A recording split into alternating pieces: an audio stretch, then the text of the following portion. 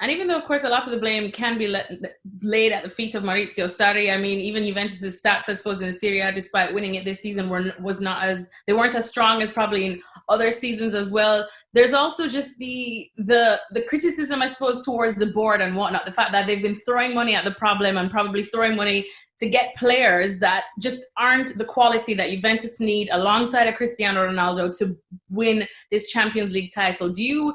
Would you lay the blame as well somewhere else too, probably, like I said, to the board? Well, they did really well last year getting Matthijs de Ligt from Ajax when the whole of Europe wanted de Ligt. But, poor de Ligt has gone there with a great reputation as an emerging defender and played for a guy like Sarri who can't coach the team to defend. So de Ligt's had a year under Sarri where he's probably gone backwards because he's playing for a coach who just doesn't concentrate on defending. So it's probably the board's fault for appointing him in the first place. Look, the board should have gone for a more proven manager, I think, than Sarri. But Sarri, they've made the decision now.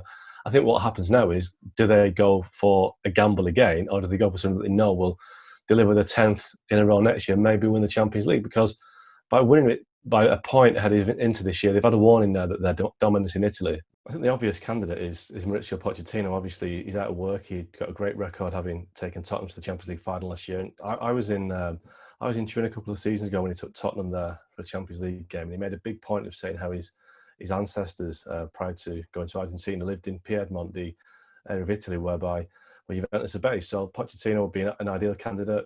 Great reputation for building a young team, has a connection to that part of Italy. So I think he's the favourite. But there's also Simone Inzaghi at Lazio, who's had a great season at Lazio, qualified for the Champions League. Obviously, Inzaghi would be a domestic appointment. It may cost a bit more money than Pochettino, getting him out of Lazio where he's done well. And he might feel that he's got a project at Lazio where he wants to stay and continue to grow a club in the capital in Rome. So the other Inzaghi, obviously, Pippo Inzaghi has run promotion at Benevento this season. He's a former Juventus player, played in the late 90s, so he could be a candidate too. The fact that he's taken Benevento into Serie A, he again, I think he'd find it difficult to turn down the pull of Juventus. But I think obviously his brother is probably the better candidate right now. And one potential outside candidate, I think, is Roberto Mancini. He's got a great track record in Italy, in Serie A with Inter Milan. He won the Premier League with Man City. He's currently managing Italy, but the pull of Juventus, it's such a huge club in Italy. So I think Juventus won't be short of options, and I think whoever they pick will be a better choice than Maurizio Sarri. And one potential outsider could be Zinedine Zidane. He played for Juventus in the late 90s before moving to Real Madrid, and Real Madrid are out of the Champions League now. He's just won the league, and I think it'd be very unlikely for Zidane to leave the Bernabeu. But after the game at Man City on Friday, he was repeatedly asked, will you be at Real Madrid next season? Are you going to stay on as coach?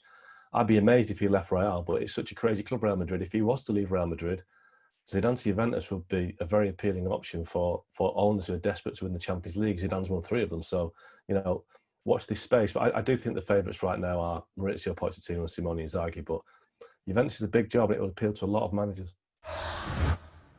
Well, thank you very much for watching ESPN on YouTube. For more sports highlights and analysis, be sure to download the ESPN app. And for live streaming, premium content, and let's not forget as well, ESPN FC 7 days a week. Subscribe to ESPN+.